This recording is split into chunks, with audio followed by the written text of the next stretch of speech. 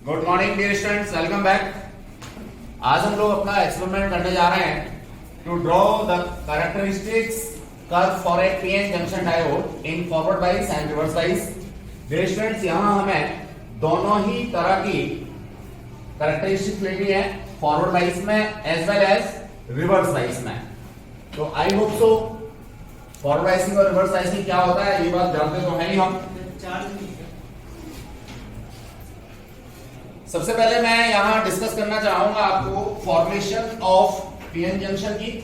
तो dear students, P type और N type दो एक्सट्रिंसिक सेमीकंडक्टर्स हम लोग यहां लेते हैं, और दोनों एक्सट्रिंसिक सेमीकंडक्टर्स में जो डोपिंग लेवल है वो ऑलमोस्ट सेम होना चाहिए। डोपिंग लेवल हम लोगों का अलग नहीं होना चाहिए। डियर स्टूडेंट्स, डोपिंग कंसंट्रेशन के ऊपर डिपेंड करेगा कि हमारा पीएन जंक्शन डायोड कितनी कंडक्टिविटी रखता है या वो किस एक्सटेंट तक कंडक्ट कर पाएगा। नो डाउट, जितना ज्यादा डोपिंग कंसंट्रेशन होगा उतनी कंडक्टिविटी हमारे पी टाइप या एन टाइप एक्सट्रिंसिक सेमीकंडक्टर की ज्यादा होती है। तो रिलेशन जब हम इनको फ्यूज करते हैं, अब फ्यूज कैसे करेंगे? बड़ा सिंपल सा एक एग्जांपल मैं आप लोगों को जनरली देता हूं कि आप दो कैंडल्स लीजिए, एक सपोज रेड कलर की और दूसरा ब्लू कलर की, और दोनों को हीट अप कीजिए। दोनों को हीट अप करके आप बैक टू बैक उनको जोड़िए, तो क्या होगा कि वो आपस में ज्वाइन हो जाएंगी जैसे ही टेम्परेचर डाउन जाएगा। आप इवन ये देखेंगे कि जहां दोनों कैंडल्स हमारी ज्वाइन हुई हैं वहां कुछ ब्लू पार्टिकल्स रेड के अंदर चले गए हैं और जो रेड पार्टिकल्स हैं वो ब्लू के अंदर चले गए हैं।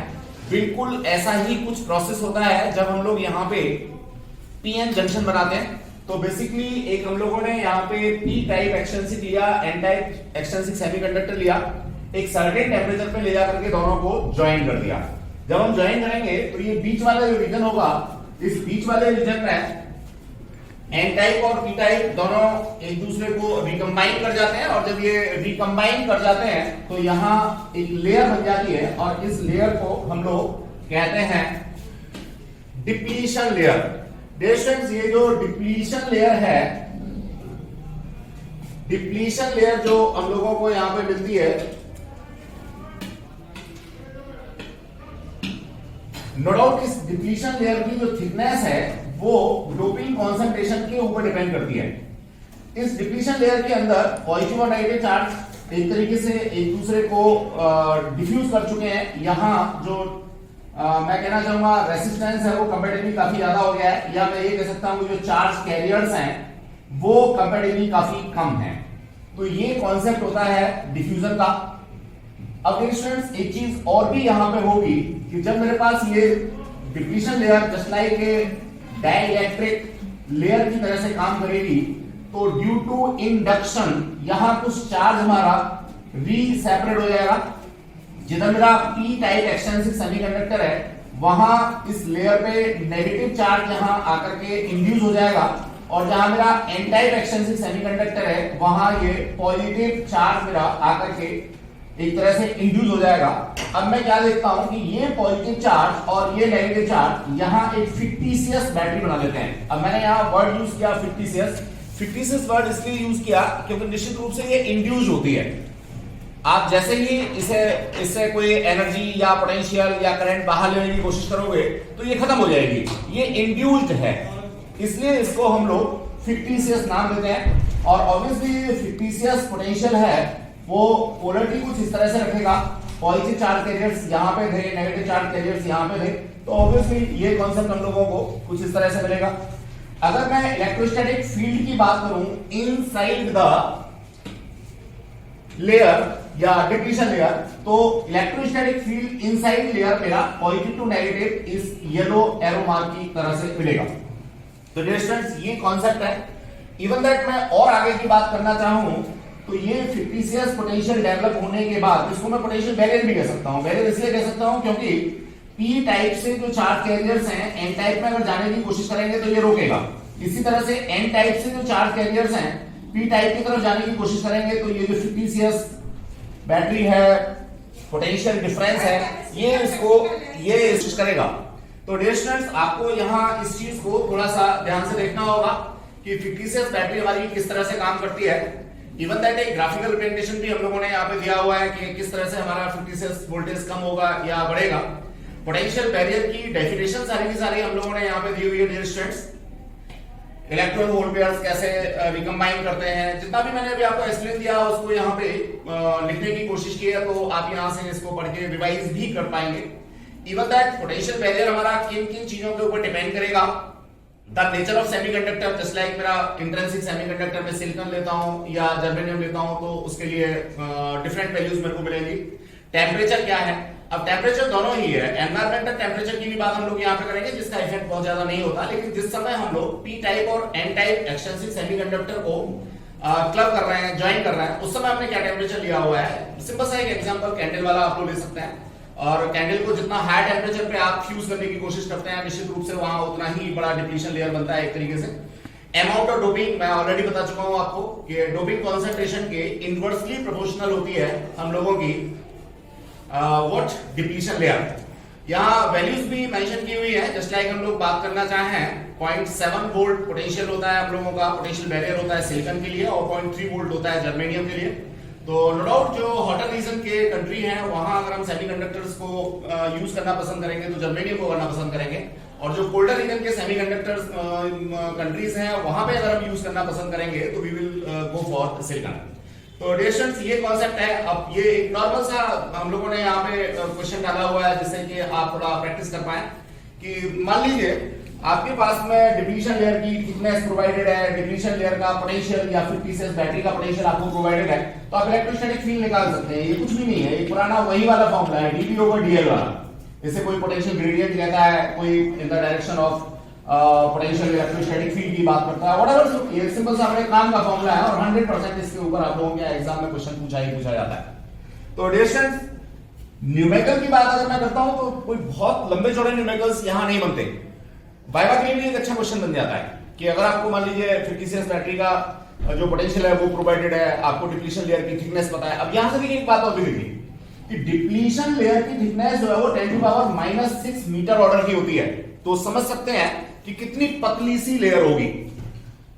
तो डियर स्टूडेंट्स ये कॉन्सेप्ट था हमारा 50 बैटरी को पोटेंशियल को लेकर के। अब मैं सिंबॉलिक रिप्रेजेंटेशन की बात आपसे करना चाहूंगा। ये पीएन जंक्शन डायोड का सिंबॉलिक रिप्रेजेंटेशन है, जैसा आप लोगों को यहाँ सबसे ऊपर दिखाई दे रहा है। पी टाइप को हम लोग यहाँ सॉलिड से शो करते हैं, एन टाइप के लिए सिंपल सा एक लाइन ड्रॉ करते हैं। पी टाइप को हम लोग एनोड कहते हैं और जो एन टाइप है उसको कैथोड कहते हैं। डियर स्टूडेंट्स यहाँ हमने वाइसिंग दिखाई हुई है। वाइसिंग का सीधा सा पर्पस होता है कि मेरे पास जो पीएन जंक्शन डायोड है मैं उसको एक्सटर्नल सर्किट में किस तरीके से ज्वाइन कर रहा हूं, किस तरीके से उसको कनेक्ट कर रहा हूं। डियर स्टूडेंट्स अगर मैं एक्सटर्नल बैटरी का पॉजिटिव टर्मिनल पी टाइप से कनेक्ट करता हूं और एक्सटर्नल बैटरी का नेगेटिव टर्मिनल एन टाइप से कनेक्ट करता हूं तो इसे मैं फॉरवर्ड वाइज कहता हूं। अब फॉरवर्ड वाइज की सारी थ्योरी तो मैं यहाँ डिस्कस नहीं करूंगा, लेकिन इतना जरूर बताना चाहूंगा कि जब आप फॉरवर्ड वाइसिंग में किसी भी पीएन जंक्शन डायोड को लगाते हैं तो उसकी डिप्लीशन लेयर की जो थिकनेस है वो कम हो जाती है, पोटेंशियल बैरियर उसका कम हो जाता है, इवन दैट जो पोटेंशियल एनर्जी का कॉन्सेप्ट है वो भी कम हो जाता है, सारी चीजें कम हो जाती हैं। अल्टीमेटली कंडक्शन जो है वो प्रॉपर हो पाता है, यानी पी टाइप से जो चार्ज कैरियर्स है वो एन टाइप में इजीली क्रॉस हो जाते हैं, या एन टाइप से जो चार्ज कैरियर्स हैं वो पी टाइप में इजीली आ जाते हैं डिप्लीशन लेयर की थिकनेस कम हो जाने की वजह से। ये इसका सिंबॉलिक रिप्रेजेंटेशन मिल दिया है डियर स्टूडेंट्स। यहाँ पे एक एक्सटर्नल बैटरी लगाई, अब फॉरवर्ड वाइसिंग है तो एक्सटर्नल बैटरी जो होगी मैक्सिमम 5 वोल्ट की होगी, ये प्रैक्टिकल नॉलेज है। 5 वोल्ट से ज्यादा आपको यहाँ फॉरवर्ड वाइसिंग में लगाने की कभी भी जरूरत नहीं होती। एक हम लोगों ने यहाँ रेसिस्टेंस लगाया हुआ है, इसका पर्पस सिंपली सर्किट में से फ्लो होने वाली करंट्स को कंट्रोल करने के लिए है। ये हम लोगों ने स्विच या की लगाई हुई है। अब करंट जो हमारी फ्लो करेगी फॉरवर्ड वाइसिंग में वो मिली एम्पियर ऑर्डर की करेगी, तो do not go for ampere meter, micro ampere meter, ये सब आपने यूज नहीं करना। सॉरी, आप लोगों को यहां पे मिली एम्पियर मीटर यूज करना है। ये सिंबॉलिक रिप्रेजेंटेशन है हमारा पीएन जंक्शन का। तो फॉरवर्ड वाइसिंग में क्या होगा, फॉरवर्ड वाइसिंग में कैसे हमें कनेक्ट करना है, ये सारी चीजें हम लोगों ने यहां से सीखी। थोड़ा सा और आगे बढ़ते हैं। मैंने यहाँ समराइज भी किया हुआ है कि फॉरवर्ड वाइसिंग में जो डिप्लीशन लेयर है वो रिड्यूस हो जाएगी, एनर्जी बैरियर रिड्यूस हो जाएगा। दूसरा ये सिंबॉलिक रिप्रेजेंटेशन का डायग्राम हमने दिया हुआ है। आगे बढ़ते हैं डियर स्टूडेंट्स, ये मेरा आ जाता है यहाँ पे रिवर्स वाइसिंग का कॉन्सेप्ट। तो रिवर्स बायसिंग में हम लोग बेसिकली क्या करते हैं, जो एक्सटर्नल बैटरी का नेगेटिव टर्मिनल है इसको हम लोग पी टाइप के साथ कनेक्ट करेंगे और जो पॉजिटिव टर्मिनल है इसको हम लोग एन टाइप के साथ में कनेक्ट करेंगे। नो डाउट करंट की जो डायरेक्शन होगी वो कुछ इसी तरीके से होगी, यानी रिवर्स डायरेक्शन में हमारी करंट फ्लो करेंगी। पोटेंशियल चूंकि हम लोगों ने रिवर्स यहां पे अडॉप्ट किया हुआ है। अगर मैं बात करना चाहता हूं पोटेंशियल बैरियर की थिकनेस की, तो नो डाउट पोटेंशियल बैरियर यहां पे इंक्रीज हो जाएगा, थिकनेस इंक्रीज हो जाएगी। यहां डायग्राम में आप देखेंगे तो ये देखिए इंक्रीज्ड डिप्लीशन लेयर का कांसेप्ट हम लोगों ने यहां पे दिया भी हुआ है। इन सारी चीजों को समराइज किया हुआ है। डिप्लीशन लेयर इंक्रीज हो जाएगी, इंक्रीज हमारा हो जाएगा क्या, energy barrier, as well as हम लोग बात करना चाहेंगे पोटेंशियल बैरियर्स की, तो निश्चित रूप से इंक्रीज हो ही रहा है। अब कितना इंक्रीज होगा, कैसे इंक्रीज होगा, ये मैंने यहां मेंशन किया हुआ है। ये पोटेंशियल बैरियर है जो इनिशियल था, फिर ये एक्सटर्नल पोटेंशियल को लेकर के हम लोगों ने बात की। मेजॉरिटी चार्ज कैरियर्स हमारे जो है वो ट्रेवल नहीं कर पाएंगे, सिर्फ हमारी डार्क करंट्स का कॉन्सेप्ट होगा और करंट्स हमारी इतनी कम होगी कि हम मिली एम्पियर मीटर की हेल्प से उनको मेजर नहीं कर पाएंगे। अगर आप इस सर्किट में माइन्यूटली देखते हैं या ऑब्जर्व करते हैं तो आप यहां पे पाते हैं कि we have connected here micro ampere meter, not milli ampere meter. तो जब भी हम रिवर्स बायसिंग की बात करेंगे तो निश्चित रूप से हम लोगों को यहां पे माइक्रो एम्पियर मीटर को ही कनेक्ट करना है। और पोटेंशियल की भी बात कर लेते हैं हम लोग। पोटेंशियल जो हम लोग यहां अप्लाई करेंगे रिवर्स बायसिंग का, वो हमारा 50 वोल्ट तक का होगा। हम यहां पे 1 2 3 4 वोल्ट से काम नहीं चला सकते, हमें 50 वोल्ट तक का पोटेंशियल यहां पे अप्लाई करना होता है। डियर स्टूडेंट्स, आगे बढ़ना चाहेंगे हम लोग। ये वो सेटअप है जो हम लोग अपनी लैब में करने जा रहे हैं। इसको मैं आपको एक्सप्लेन करना चाहता हूं किस तरीके से आपको सेटअप करना है। ये आपने कोई एनर्जी स्विच लिया, एनर्जी सोर्स लिया। इस एनर्जी सोर्स के साथ में सीरीज में आपने स्विच लगाया कि जब आप सर्किट के अंदर से करंट फ्लो कराना नहीं चाहते तो आप इस स्विच को ऑफ कर सकें। ये आपने यहां पे रिहोस्टेट यूज किया है एज पोटेंशियो डिवाइडर, यानी रिहोस्टेट जो है वो पोटेंशियल को कम ज्यादा करके प्रोवाइड करेगा जो हमारा दूसरा सर्किट है जिसमें हम लोगों ने पीएन जंक्शन डायोड लगाया हुआ है। तो dear no doubt positive terminal की तरफ आपने इसको अगर रखा है तो ऑब्वियसली ये पॉजिटिव टर्मिनल यहां पे प्रोवाइड करेगा। तो हम इसकी जो फॉरवर्ड बायसिंग पोटेंशियल होगी उसको इजीली यहां से मेंटेन कर पाएंगे, कंट्रोल कर पाएंगे। हमने इस पोटेंशियो डिवाइडर की हेल्प से कितना पोटेंशियल अप्लाई किया पीएन जंक्शन डायोड के अक्रॉस, ये चीज हम लोग यहां वोल्ट मीटर की हेल्प से मेजर करेंगे। आप देख पा रहे होंगे कि ये वोल्ट मीटर हमने पैरेलल में कनेक्ट किया हुआ है।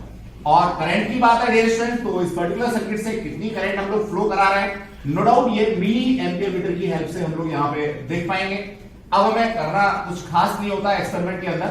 इस रिहोस्टेट या जो वेरिएबल हमारा रेसिस्टेंस है, या मैं इसको कह सकता हूं पोटेंशियो डिवाइडर है, इस पोटेंशियो डिवाइडर की हेल्प से हम लोगों को potential across PN junction diode को चेंज करना है, उसके करस्पॉन्डिंग मिली एम्पियर मीटर में रीडिंग्स लेनी है और 16-17 रीडिंग कम से कम। वैसे तो 20-25 रीडिंग अगर आप लेते हैं तो ज्यादा अच्छा ग्राफ आपका आता है, लेकिन 16-17 रीडिंग कम से कम आप लोगों को इसकी लेनी है और उन रीडिंग्स के बीच में आपने ग्राफ प्लॉट करना है। डियर स्टूडेंट, ग्राफ प्लॉट करना हम लोग पहले ही बहुत सारे क्वेश्चंस में कॉन्सेप्ट में पढ़ चुके हैं, लेकिन फिर भी थोड़ा सा मैं ब्रीफ करना चाहूंगा यहाँ पर। डियर स्टूडेंट्स, जब भी आप ग्राफ प्लॉट करते हैं तो एग्जैक्ट वैल्यूज पोटेंशियल्स की आपको यहाँ मेंशन करनी होती है। पोटेंशियल को आप लोग वोल्ट्स में मेजर कर रहे हो तो यूनिट यहाँ पे आपने लिखनी होती है। फॉरवर्ड बायसिंग के लिए ग्राफ है तो आपको फॉरवर्ड बायस यहाँ पे मेंशन करना होता है। दूसरे एक्सिस पे आपने करंट लिया है तो यहाँ पे डिफरेंट वैल्यूज आप लोगों ने करंट की शो की। करंट आपने मिली एम्पियर में मेजर किया है तो यहां पे उसका यूनिट मिली एम्पियर जरूर ही मेंशन करना है। एक सुइटेबल जो आप स्केल चूज करते हो ग्राफ प्लॉट करने के लिए, जैसे 1 सेंटीमीटर इक्वल्स टू यहां देखेंगे तो 10 मिली एम्पियर, ये आपका स्केल है वाई एक्सिस पे, तो आपको यहां लिख देना चाहिए एट वाई एक्सिस, ये आपने इसके ऊपर मेंशन किया। इसी तरीके से अगर आपने एक्स एक्सिस पे पोटेंशियल को लिया है, इसके लिए भी स्केल यूज किया है, तो आप यहां लिखते हो एट एक्स एक्सिस पे आपने क्या किया है 1 सेंटीमीटर इक्वल्स टू 1 वोल्ट लिया है। तो ये स्केल चूज आपको इस तरीके से करना है कि आपके ग्राफ का साइज ना तो बिल्कुल छोटा हो, ना ही वो शीट से बाहर जाए। तो चाहे तो इसके लिए थोड़ा सा कैलकुलेटिव आप लोग हो सकते हैं, अपने दिमाग में कुछ कैलकुलेशंस करके देख सकते हैं। अब चूंकि हमारा यहां जो पोटेंशियल है वो भी पॉजिटिव में है, करंट फ्लो होने वाली भी पॉजिटिव है, तो नो डाउट जो ग्राफ आप लोग यहां बनाएंगे वो हमेशा फर्स्ट क्वाड्रेंट में ही बनाएंगे। अब फर्स्ट क्वाड्रेंट को बढ़ा लेंगे और बाकी के जो क्वाड्रेंट्स हैं वो छोटा लेंगे। ये भी मेरे पास यहां होगा मेरे ग्राफ पेपर के ऊपर, ये भी होगा ग्राफ पेपर के ऊपर, ये भी होगा ग्राफ पेपर के ऊपर, लेकिन ग्राफ पेपर का जो मैक्सिमम एरिया कवर है वो मेरा फर्स्ट क्वाड्रेंट का होना चाहिए, और ये ग्राफ मेरा फर्स्ट क्वाड्रेंट के अंदर बनेगा। अब इस ग्राफ की मैं कॉन्सिक्वेंसेस की बात करना चाहूं। देखिए इस ग्राफ में यहां जो मेरे को ये पोटेंशियल मिल रहा है ये वेरी करता है करंट के साथ में, और इस तरह से कुछ वेरी करता है कि ये लीनियर ग्राफ नहीं आता। लीनियर नहीं आता इसका मतलब जो रेसिस्टेंस है वो मेरा कैसा होगा, नॉन ओहमिक होगा। ओम्स लॉ को ये फॉलो नहीं करता। तो वैसे भी आपको पता है कि भाई जो सेमीकंडक्टर्स हैं वो नॉर्मल कंडीशन में भी ओम्स लॉ को फॉलो नहीं करते। बाकी तो कोई भी रेसिस्टेंस अगर आप लेते हैं हायर वैल्यूज ऑफ पोटेंशियल पे, हायर वैल्यूज ऑफ करंट पे या हायर टेम्परेचर्स पे, कोई भी रेसिस्टेंस ओम्स लॉ को फॉलो नहीं करता। अब बात यहां बड़ी मजेदार सी दिमाग में उठती है कि जब ज्यादातर चीजें हमारी आउट ऑफ कंट्रोल हो जाती हैं, ओम्स लॉ फॉलो हो ही नहीं पाता, तो फिर हम लोग ओम्स लॉ को पढ़ क्यों रहे हैं? भैया बिल्कुल पढ़ना बहुत जरूरी है। और ऐसे मान लीजिए कि ओम्स लॉ तो बिल्कुल स्पाइन कॉर्ड है फिजिक्स की, इलेक्ट्रिसिटी की अगर मैं बात करता हूं तो, और वो अपने आप में ठीक है। वो ये कहता है कि भैया लोअर करंट्स और लोअर पोटेंशियल्स पे ओम्स लॉ जो है ना वो क्या लीनियर रेसिस्टेंस हम लोगों को प्रोवाइड कर रहा है। तो डियर स्टूडेंट्स यहां हमारा नॉन लीनियर ग्राफ आता है, यानी नॉन ओमिक होता है। इसका मतलब क्या हुआ कि अलग अलग जगह का जो स्लोप है या अलग अलग जगह का जो रेसिस्टेंस है वो अलग अलग यहां पे होगा। तो मैं यहां रेसिस्टेंस को एक नया नाम दूंगा, that will be termed as dynamic resistance. Dynamic resistance एक ऐसा रेसिस्टेंस जो बदलता जा रहा है, चेंज होता जा रहा है।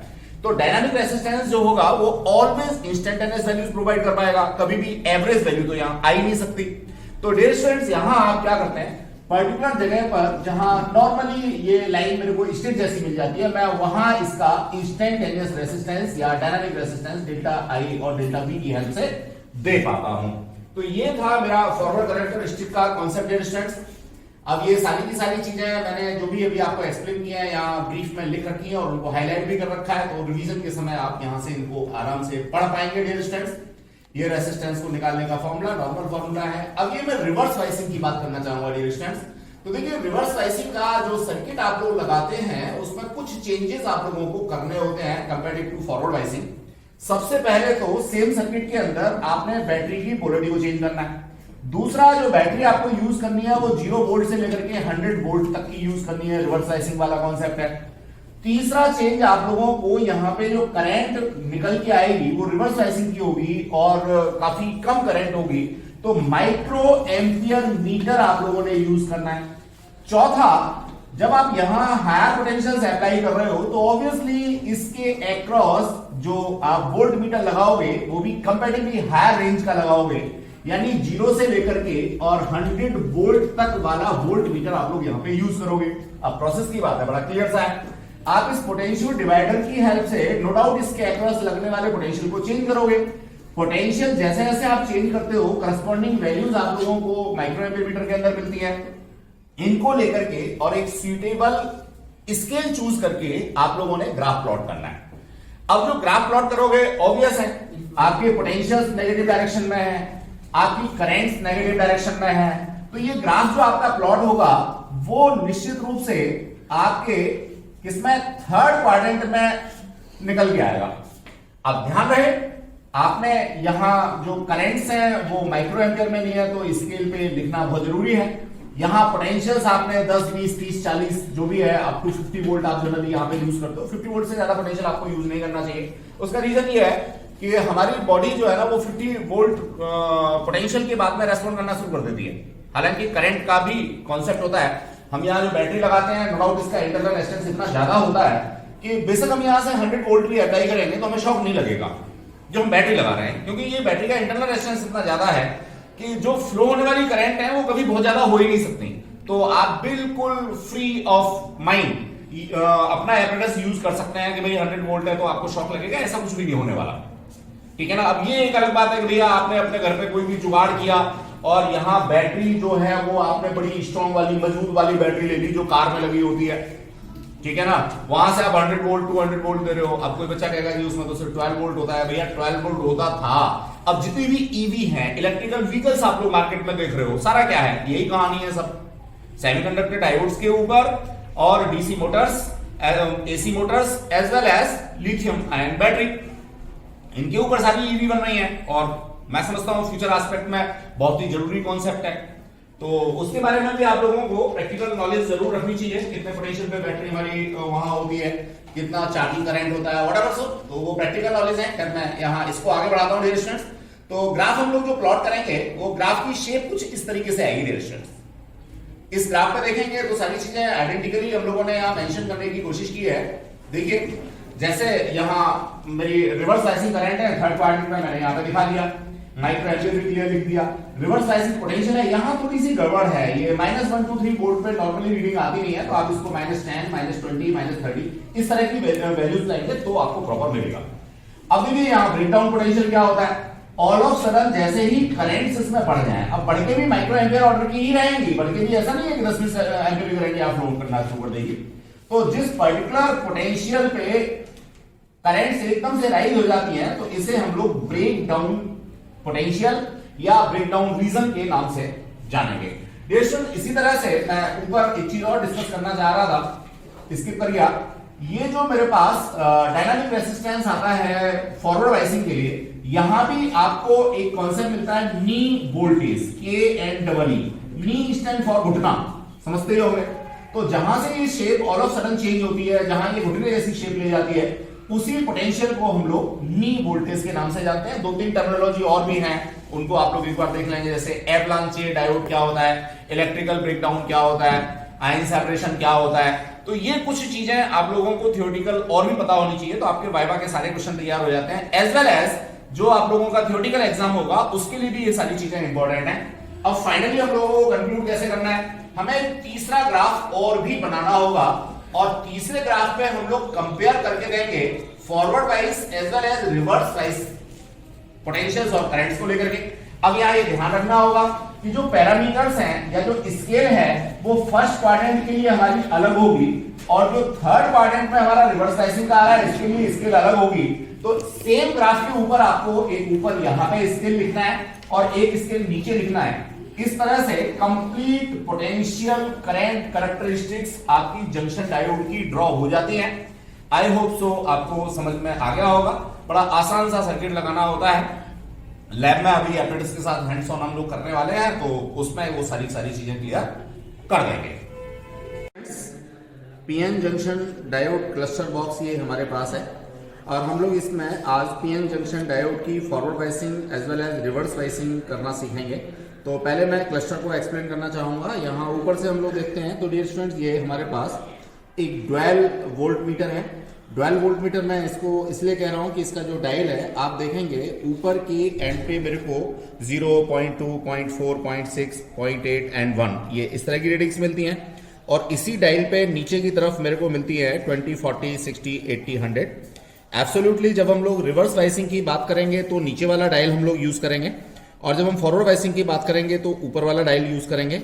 दोनों ही डायल की जो लिस्ट काउंट होंगी वो अलग अलग होंगी। डियर स्टूडेंट्स ऊपर वाले डायल की लिस्ट काउंट की बात करूं तो 0 से 0.2 के बीच में 10 डिवीजन है, तो 0.2/10 वोल्ट ये ऊपर वाले वोल्ट मीटर की लिस्ट काउंट हो गई। और नीचे वाले वोल्ट मीटर की बात करते हैं तो 0 to 20 के बीच में अगेन 10 डिवीजन है, तो 20/10 यानी 2 वोल्ट पर डिवीजन नीचे वाले वोल्ट मीटर की लिस्ट काउंट हो गई।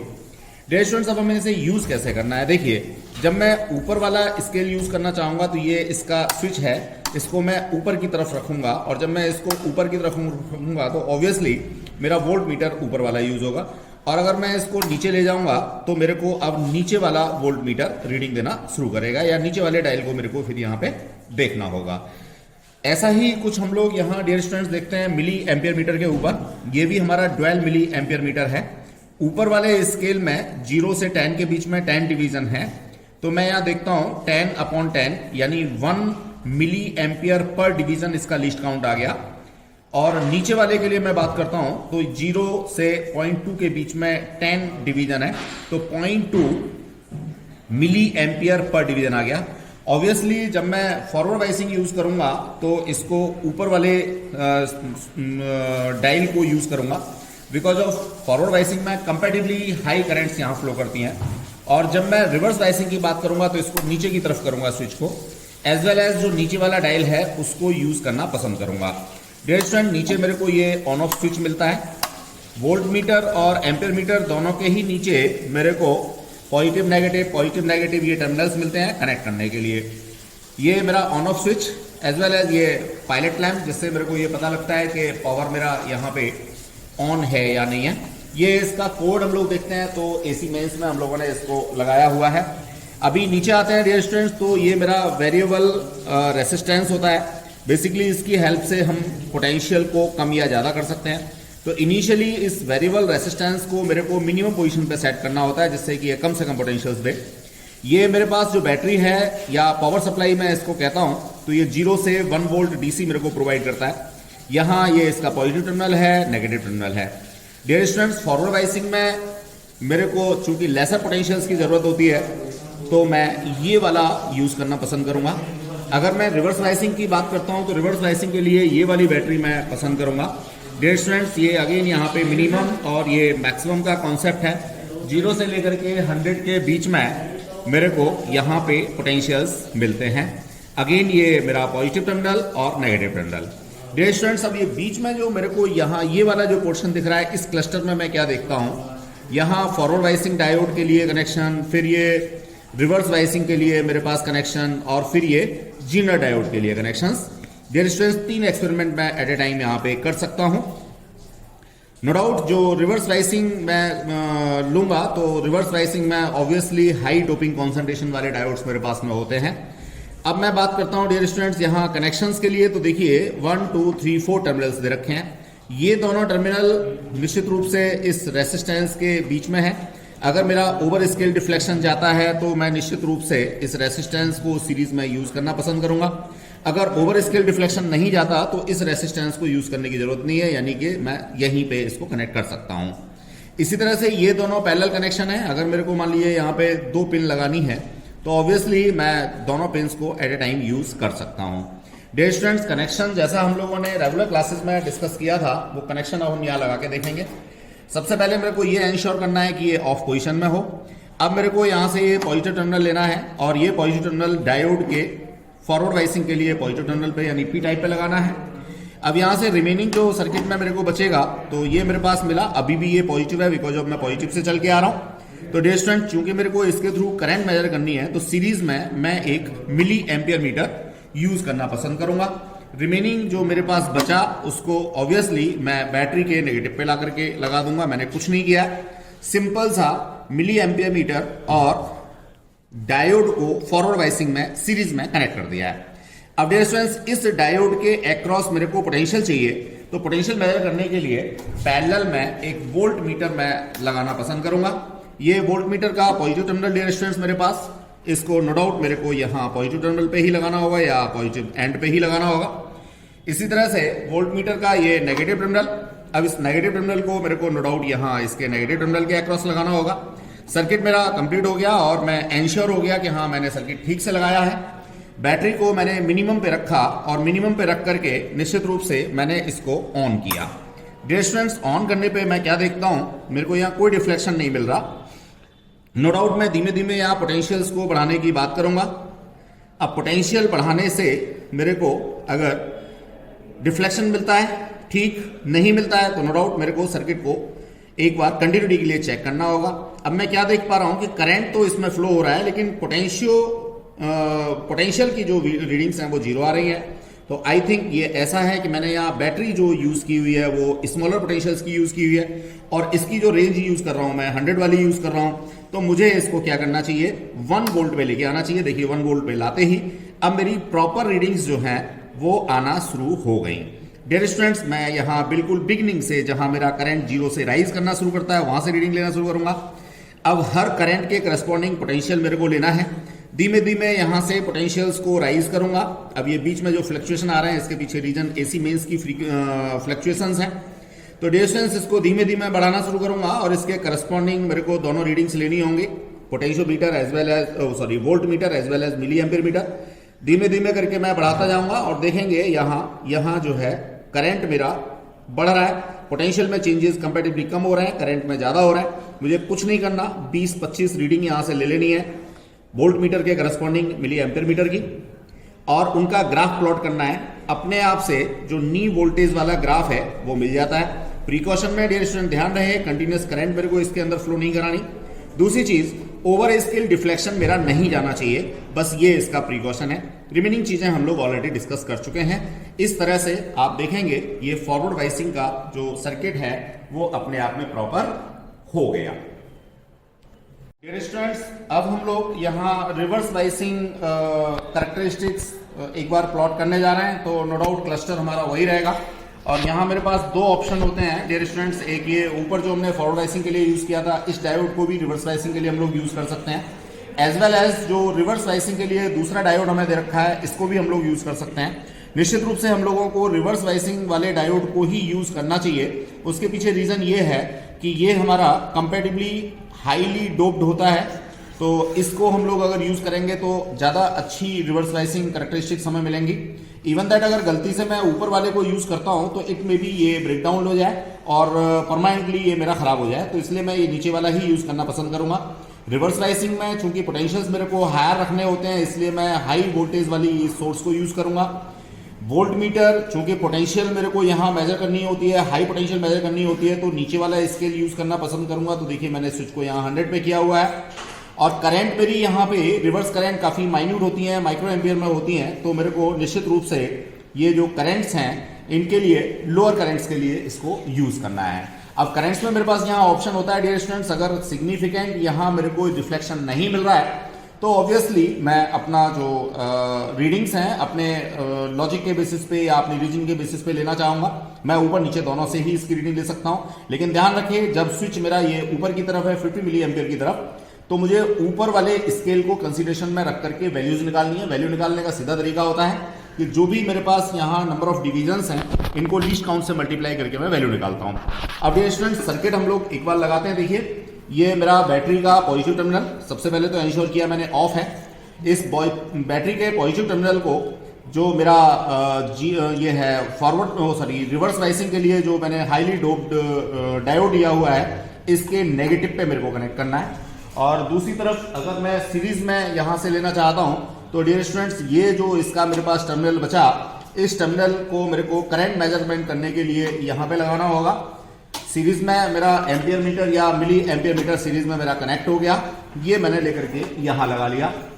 डियर स्टूडेंट्स नेक्स्ट अगर मैं बात करता हूं तो चूंकि मेरे को इसके अक्रॉस पोटेंशियल मेजर करना है, तो मैं यहां से लूंगा। देखिए पॉजिटिव वाली मेरी लीड है, तो I would like to use here this one positive file. ये देखेंगे डियर स्टूडेंट्स, तो पॉजिटिव वाला कॉन्सेप्ट है वो मेरे को यहाँ वोल्ट मीटर में पॉजिटिव पे लगाना होगा, और जो नेगेटिव वाला कॉन्सेप्ट है ये मेरे को निश्चित रूप से ये नेगेटिव पे लगाना होगा। सर्किट एंश्योर होने के बाद ही मैं इसको ऑन करूंगा, अदरवाइज तो ब्रेकडाउन लेने में इसको बिल्कुल टाइम नहीं लगता। फ्रिक्शन ऑफ सेकंड में ही कई बार ब्रेकडाउन ले जाता है। डियर स्टूडेंट्स इस पोटेंशियो डिवाइडर को मैं बिल्कुल मिनिमम पे रखना चाहूंगा, देन आफ्टर इसको ऑन करूंगा और मैं रीडिंग देखता हूं कि दोनों में ही मेरे को फॉरवर्ड या जीरो के आगे रीडिंग्स मिल रही हैं। अब मैं देखता हूं यहाँ डियर स्टूडेंट जैसे जैसे पोटेंशियल बढ़ा रहा हूं तो मेरे को वोल्ट मीटर में रीडिंग मिल रही है, लेकिन मिली एम्पियर मीटर में रीडिंग नहीं मिल रही है। तो मैं एक बार इसको और थोड़ा सा आगे बढ़ा के देखता हूं कि क्या वाकई रीडिंग आती है या नहीं आती। हाँ बिल्कुल, इसका मतलब मेरा एपरेटस बिल्कुल वर्किंग है, तो नो डाउट मैं अपनी रीडिंग्स को अब ले सकता हूं। अब चूंकि मैं यहां देख रहा हूं कि मेरे को 30 वोल्ट तक भी यहां कोई डिफ्लेक्शन नहीं दिख रहा, अगर मैं इससे पहले की रीडिंग लेना चाहता हूं तो मैं नो डाउट इसकी जो रेंज है, मिली एम्पियर मीटर की जो रेंज है, इसको थोड़ा नीचे लेके आ सकता हूं और अब यहां से ये रीडिंग ले सकता हूं। देखिए डियर स्टूडेंट्स पोटेंशियल के करस्पॉन्डिंग नो डाउट मेरे पास मिली एम्पियर मीटर में रीडिंग्स आ रही हैं और मैं इनको मेजर कर सकता हूं। तो करस्पॉन्डिंग टू पोटेंशियल करंट मेरे को मेजर करनी है, ग्राफ प्लॉट करना है, और जब मुझे ऐसा लगने लगे कि ये मेरा जो मिली एम्पियर मीटर है ओवर स्केल डिफ्लेक्शन देने जा रहा है, तो मुझे रुक जाना चाहिए और इसको ऊपर वाली रेंज पे ला करके फर्दर करंट्स को मेरे को यहां से मेजर करना शुरू कर देना चाहिए। तो नो डाउट जब मैं ऊपर वाला स्केल यूज करूंगा तो अगेन लीस्ट काउंट मैं ऊपर वाले स्केल की यूज करना पसंद करूंगा, और जब नीचे वाले स्केल में यूज करूंगा तो नो डाउट मेरे को जो लीस्ट काउंट है वो नीचे वाली ही लेनी है। अब देखिए ओवर स्केल नहीं जाना चाहिए, बस इतना ध्यान रखना है। आप देखेंगे तो यहां से बड़े आराम से 30-35 रीडिंग आप लोग ले सकते हैं। इसको माइन्यूटली बिल्कुल धीमे धीमे आगे बढ़ाना है, उसके करस्पॉन्डिंग रीडिंग्स लेनी है, साथ साथ टेबल बना करके उसके अंदर मेंशन करना है दोनों ही वोल्ट मीटर और मिली एम्पियर मीटर की ऊपर नीचे वाले स्केल्स की जो लीस्ट काउंट है वो सबसे पहले आप लोगों ने कैलकुलेट करके रख लेनी है। फाइनली आप लोग ग्राफ प्लॉट करेंगे और जैसा मैं पहले एक्सप्लेन कर चुका हूं उस ग्राफ को मैच करके देखेंगे। Thank you.